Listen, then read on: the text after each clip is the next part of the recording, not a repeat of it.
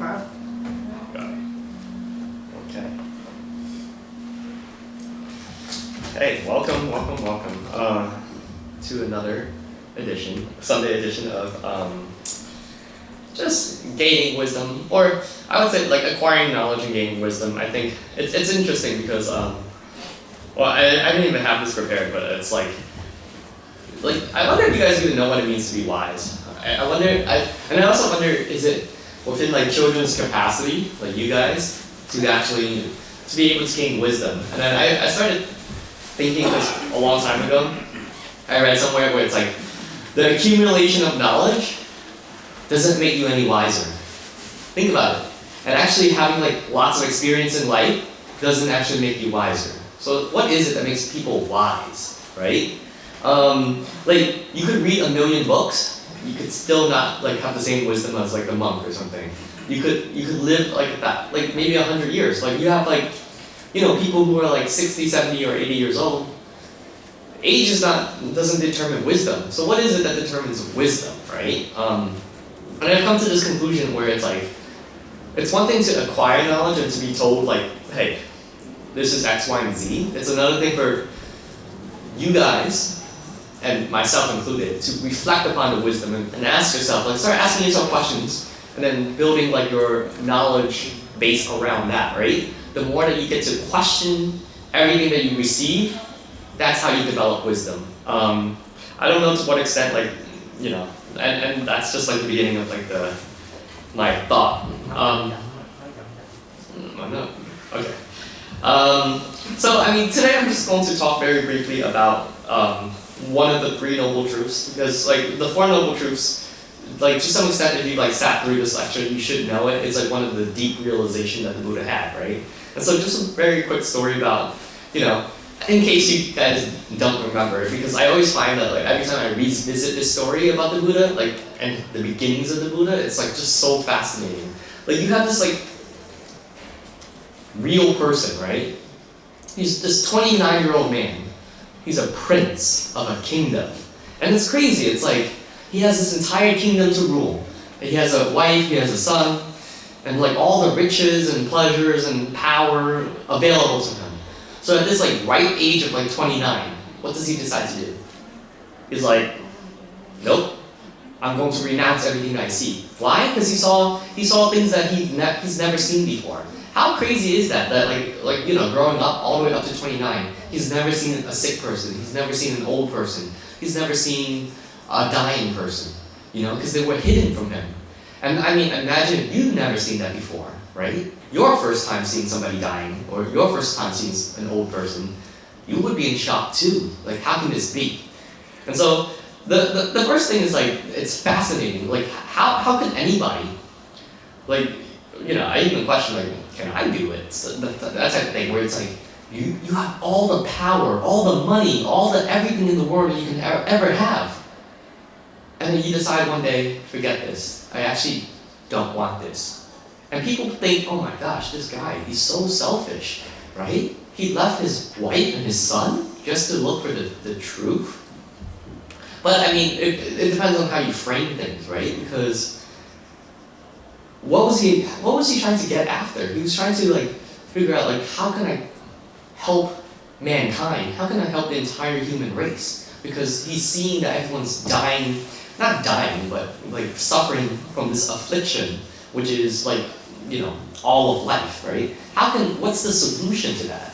So to some extent, you could be like, oh my gosh, this guy just abandoned his children for his own selfish reasons. Or you could be like, oh my god, this guy is so selfless. He literally like left everything that he's ever known so that he can set forth a path so that he can help everybody in this world, right? So I don't know. I just find that story to be extremely interesting. And all right, and if you guys didn't know what happened afterwards, like when he took off, like he didn't announce to the world, like, hey, guys, I've decided to live this like Buddhist or this like monk lifestyle. Nope. One night he just woke up and like, okay, I'm just going to leave. I'm not going to let anybody know. Because the thing is, if he like let people know, then his king, his father, which is the king, would have prevented him from doing so. His wife would have prevented him from doing so, right? So it had to be like sudden. He had to cut it off. And so what did he do for the next 6 years of his life? Well, he went searching for the truth. And back then in India, which is like 2,500 years ago, you had a lot of these like old men who they would do things to their bodies which like starve themselves to death or something to some extent. They live a very the word is ascetic, right? It's very strict, and they deprive themselves of things. Why? Because they think like the body gets in the way of the brain, right? Because if you wanted to like search for truth and knowledge, etc., they didn't want to have the physical form of the body. They just wanted to see what their brain can push themselves. But long story short, after 6 years of doing the most craziest things, like living in mountains, like trying to like almost like starve himself to death, like he's like all skin and bones. And if you like go outside to the poster, you can see like the story of that. And so like one day, he's like, he's going through this, he's not finding any progress, and so he decides to sit down on like the Bodhi tree to meditate and then to, I don't know, just really think about like what was he trying to get after. And it was only then that he really became like enlightened, right? And the idea, the name, the Buddha in itself means somebody who is enlightened, somebody who woke up. And what did he wake up to? Well, he woke up to this like truth about like the nature of reality, the nature of life, right? And so like what the two major things that he came up with was A, the Four Noble Truths, and then B, the topic that I'm going to talk about next week. It's like dependent origins, which is a more complicated topic. But I wanted to dive into the first three of the Noble Truths, because I've like gone through these topics over and over again, but it's always good to recycle through them. So as you guys, right, transition from like kids to teenagers to adults, right, the same questions emerge. Whether you feel it now or not, it's always going to be the same question that's going to follow you throughout life. And the same questions are this, right? It's, are you truly happy in life? Like that's the type of question that like, that the age-old question, what's the meaning of life, right? That's what almost everybody in every single continent and every single race and of every single age, except for kids, I think, start to think about, right? Especially as you become adults, that's what adults start to think about. Like despite, trying to get jobs, house, kids, etc., and cars and stuff like that, at the end of the day, the question is always like, are you truly happy in life, right? And then, if you like think deeply, the ones who are like at the top, like the ones who made their millions, who have their family and who have gotten all the things they wanted, then the next question emerges. Like after all that superficial stuff has been satisfied, it's like, why are we still unhappy? Why are we still like unsatisfied, right? And like what's the how do we achieve like this eternal peace that so many people search for? And so, I mean, this age-old question is the first idea behind like the Four Noble Truths, right? And I mean, I'll go through all of them over again, but the first noble truth, I mean, the word is dukkha, right? And there's a Pali word for suffering, right? Or suffering is, if it's too strong of a term, think about it as just general unsatisfactoriness. And so like there's a couple of words that I'm just going to list that they listed. What's like the general sense of this unsatisfactoriness, right? Imperfection, pain, impermanence, disharmony, discomfort, irritation. So it's basically like all the unsatisfactoriness that you feel on a physical and mental level, all the like discomforts, all the suffering that you feel. This is what like the first noble truth is all about. Basically what the Buddha saw is that everything around us, no matter what, is filled with suffering. Why? Because of the nature of things that you see. Everything is impermanent. Everything has to go through pain, no matter what. And so it encompasses every single part of our lives. And he even said, there's also suffering and happiness too. Why is that the case? Because let's just say, let's just say you're a little kid and you wanted candy, right? And then you're crying, you want candy, somebody gives you chocolate or candy. Yes, you're happy. But what happens when you finish eating that chocolate? Then you want more candy, and then there's no more candy available. Then now you revert back to a state of just like sadness, or not sadness, but like suffering or being unsatisfied again. And so no matter what, like the default state seems to be unsatisfactoriness, right? And so the question is, how do we escape this default state? And it's so funny too, because the critique is this. The critique about like Buddhism is that, like, especially the first noble truth is, my gosh, that's such a like bad way to look at life, you know? Like, why is it so pessimistic? But then the response is this. If you were suffering from a disease, right? Let's just say, I don't want to make up a random disease, but let's just say you're suffering from a disease. Let's just say like a skin disease, right? Let's just say there's something growing all over your skin. You have a choice. You have a choice in the matter. Do you say like, oh, everything is dandy and happy, like, and do you ignore the disease? Or should you be more realistic and actually confront the disease and say, hey, this is actually the disease, like you know, it's not a choice between being pessimistic and optimistic. Because if you choose to be optimistic and say, oh, there's no disease, this is life, this is how life works, then to some extent are you being foolish? Are you not acknowledging the idea that this is actually the reality, right? And so there's a danger to saying like, oh, no, the Buddha's wrong. Like, nope, there's no such thing as suffering in life. Like, okay, you can say that all you want, but is it true? Or should you ignore the fact that, yeah, we go through all this right away, right? And so, I mean, that's the very first noble truth. It's like the most fascinating one, because it's the first time that anybody's realized, hey, this is the nature of reality, this is how life in general is perceived, right? So that's the first thing. The second thing, why is there so much suffering? Why is there so much unsatisfactoriness throughout life, right? If that's the diagnosis, that like there's so much suffering throughout, the question has to become like, okay, what's the cause? Like, why is it such the case? And so that's like the noble truth number 2, right? It's like, what's the cause of suffering? And ultimately it boils down to just this one word, and it's desire. The cause of suffering is desire. And it's like so mind-blowing to me that like this is the profound truth and the profound wisdom. And like, what do you guys understand here? Not ask yourself like, do I sometimes suffer because I crave things, right? And so the idea is this: like, people crave pleasant experiences, they crave material things, and they crave like eternal life, right?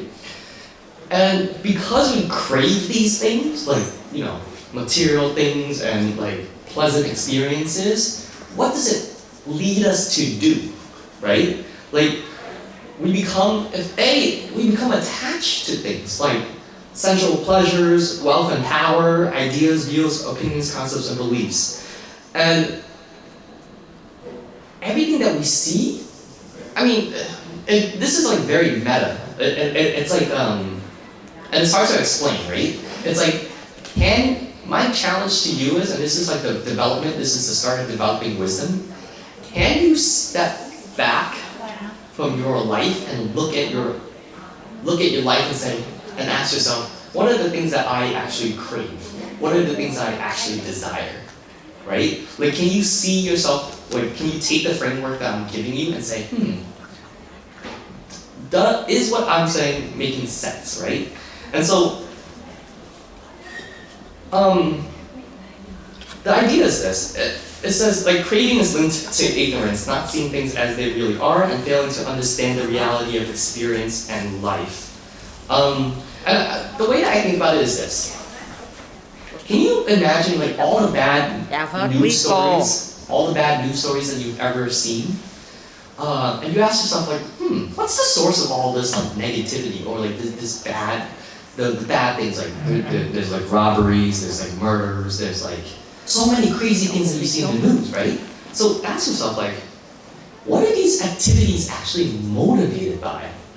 And the only thing that I can think about is, oh yeah, they're actually motivated by desire. Like, for example, let's just say like mass shootings and stuff. Why did that person decide to commit mass shooting? Maybe he had a desire to get revenge. Maybe he had a desire to send a message. But ultimately, it boils down to just desire. Like, people do like really bad stuff to satisfy their desires, right? And so, like, here it says humans fight, kill, cheat, lie, and perform various like unwholesome deeds, right? And so, think about it. Like truly think like how desire tends to drive us to do really crazy things. And look at the news. My challenge should be like look at the news, find one bad, not one bad, but like find like something negative in the news, and ask yourself like where is that source coming from, right? Because if you dig deep down and look at the source, it'll be interesting. You can ask yourself maybe what did this person actually desire that led them to want to do this, and it's very fascinating, right? And so the conclusion for number 2, right, for the second noble truth is that the cause of suffering stems from desire, right? And so it's like a very like powerful mental force that's like the chief causes of a lot of like the ills in life, okay? And also ultimately like people desiring to live forever, that's also like think about that. Like think about like how just that even though it's a very like innocent type of desire, it's still very problematic, right? Because you wanting things to live forever is not recognizing the reality of life. The reality of life is that nothing lives forever. But it's jarring because if you want things to live forever, for example, just like your parents, like or your siblings, like, don't you want them to live forever? Yes. You want to be with them forever, but the reality is not. And so it's actually very jarring because if you hold on tight to this concept that you're going to be with your parents, your siblings, your friends forever, then you're going to be in for a big surprise and you're going to be hurting over time, right? You're going to be suffering. The idea is, can you detach yourself from any of these attachments and desires to begin with? And so the third idea, and the third noble truth, and I've never really expanded on this, is this idea of there's a cessation. Like, there is an end to suffering, right? And so ultimately, like, what does it mean to, why is the Buddha so important, right? He founded this truth, but he also said, like, listen, you yourself can become a Buddha, right? Like, anyone in this room can become a Buddha if you exert yourself, if you, like, follow the correct path. And so he speaks about this, like, third state. And the third state is nirvana, right? Like, I'm sure you guys have heard the concept of nirvana. I don't think I've ever gone through it. But the question is, like, what is nirvana? Because this is the third noble truth. So it talks about the end of craving, the end of suffering. When you learn to, just stop with desiring things, then it follows that you stop the suffering as well, okay?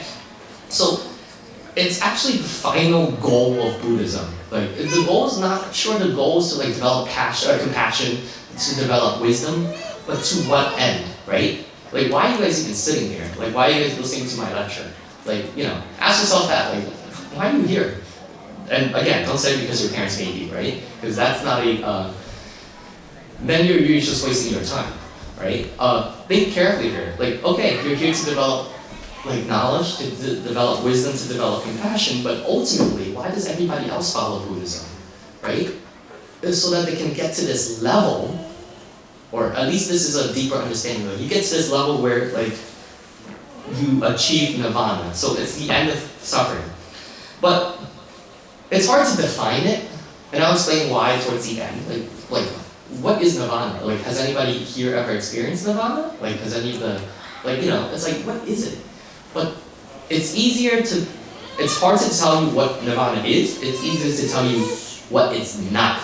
And so this is actually an important distinction. What is it not? It's not nothingness or extinction. Think about it. A lot of people have this perception of like how Buddhism is like towards the end, the end goal, when you reach nirvana, you just become nothing. That's actually not true. Like that or like not that idea of it. It's not about being nothing. But the opposite, it's not paradise either. People think, oh, nirvana is like heaven, right? And it's interesting because over time, certain like Buddhist sects, in order to attract more followers, and help them like understand like, oh, that concept of nirvana, they begin to tell narratives that, oh, nirvana is heaven, right? Like, I mean, nobody has a concept of what happens when you die, but do we go to heaven? Do we go to hell? Or like, what's the end goal? And ultimately, keep in mind that the end goal that the Buddha talks about is for you to escape the cycle of rebirth, right? Because being reborn over and over again in this lifetime is central to the Buddhist idea. And so if you wanted to escape the cycle of rebirth, then you would enter nirvana. So it's not heaven either, because the Buddha said there's a place, like heaven is still part of that cycle of rebirth, death and rebirth. There's a place beyond this cycle, beyond this wheel of rebirth, right? And so that's what nirvana is. And so it's also known as like the final liberation. So nirvana is not necessarily a place. It's a state of being, right? And I like this analogy a lot. It's like, where do you, the analogy is dealing with like fire. Like where do you store fire? And it's like a fascinating concept because nobody thinks about this. Like, how does fire come to be, right? It's not like you could just like grab fire, like physically grab fire and take it and put, I mean you can, but first, where did the first piece of fire come from, right? Can you literally grab the first piece of fire without doing anything? Not really. It's like a chemical reaction, right? But what is it that had to have happened in order for the fire to be lit to begin with? Well, I mean, the analogy is you gotta like first start with two pieces of wood, right? Start rubbing them together, and that friction creates the fire itself, right? And so the analogy is this. It's like, how do you get to understand or perceive like and understand nirvana? Because nirvana is like that fire. You can't unless you actually you become like the wood and you actually rub the wood together yourself and create that friction. But what is that analogy? The analogy is you can only begin to grasp the end of suffering and the idea of nirvana if you actually dedicate yourself to a life, like a Buddhist life, where you are trying to grow your wisdom, you try to live a very moral life, and only when everything is in alignment and you are doing like wholesome and good deeds, that you begin to perceive and get a glimpse of what nirvana really is. Okay? And so I really, really like this line. I'm gonna read it word for word. It says like, people think like nirvana is like just, well, nirvana is to some extent this level of bliss and tranquility and peace, right? But it's not the same thing. Like people say like, oh, why not just take drugs? Because drugs get you happy, right? It gets you to this level of happiness. Why not buy new clothing? Why not, do crazy things? And so the line is this. It says, the distinction is that happiness of nirvana cannot be experienced by indulging the senses, but by calming them. This is really, really fascinating. You have okay, so here's the idea, right? Like everybody wants to get to happiness, but you have two choices, two routes to get to happiness. The first choice is this. Do you pursue the route that, by indulging your senses, by doing everything that everybody else does in this world, which is like, eat as much as possible, live that lifestyle and indulge in the senses? Or, and this is why we meditate, do you try to calm your senses so that when those cravings and those desires surface and come up, you have this ability, this mental ability to like calm them down and say like, no, like I'm not going to subject my senses to all these desires, because I know ultimately, according to the second noble truth, that all these desires I'm trying to satisfy create my own suffering, right? And so the idea of nirvana is to try to push yourself, like get to a state where you can actually push yourself away from the need to satisfy your cravings and your desires, right? Because the more that you're able to demonstrate that self-control, the more that you actually push yourself away from the suffering that the Buddha has talked about. So, okay, and here's the last analogy. I really, really like this analogy. It's the analogy of nirvana, like the bliss that you experience from nirvana versus the bliss that you experience from your senses, right? And the analogy is this, I don't know how many of you guys have had an itchy scab before, your knee, you ever fall down, scrape your knee, and you get a scab, right? And anytime a scab forms, the one thing that happens to it is that it gets really, really itchy, right? I'm sure you guys have experienced that before, a scab that gets really itchy. Now, let's just say it starts to itch, right? And you go to scratch it. Scratching it is as parallel to you indulging your senses, indulging in the pleasure. But what happens when you scratch it? What happens when you scratch your scab? Well, two things could happen, right? Yeah, it's temporary relief because it's itching, and you scratch it, oh yeah, it's temporary. But what happens to the scab itself? It gets worse, right? You might make the wound a little bit harder, or the disease might spread even more because you're scratching, right? So, yes, it's temporary relief because it's itchy, but you make it worse. You fall down into the rabbit hole even more. Whereas the comparison is, let's just say you have that scab and that wound, and you feel the itchiness surfacing, but you have the calm mental state to be like, no, I'm not going to scratch it. I'm going to let it heal. Now, how much relief is there when you don't have the wound at all, when it's just skin, right? And you give it time to close up and heal, and no matter how much that scab is calling you to scratch it because it's itchy, you're like, nope, I'm going to let you heal, right? How much happier are you when your skin is fully healed and the itchiness doesn't call to you anymore? And so that's the analogy of nirvana. It's to what extent can you develop yourself mentally, physically, and develop that wisdom to calm your desire and your cravings. And ultimately, this is the key idea. And so the question becomes how is nirvana, and I'm going to close out with this question, is how is nirvana gained and experienced, right? How do you get to that level where you can experience the calmness, the happiness, the fulfillment? And it's the same idea. It's you get, and this is the Buddhist fourth noble truth, which is the Eightfold Path, which is the idea that you have to get rid of your vices, right? You have to get rid of greed, hatred, and ignorance, and lead ultimately a life of the right moral conduct. And I like this when he says you gotta constantly meditate too. Why? Meditation is the idea behind meditation is that you're developing within your mind mental strength to resist all these cravings, to resist all the itchiness that surfaces, and you harness this ability to say I know it's itchy, I know these desires and these cravings are coming towards me, but I have this ability myself to calm it down and not follow through with that, right?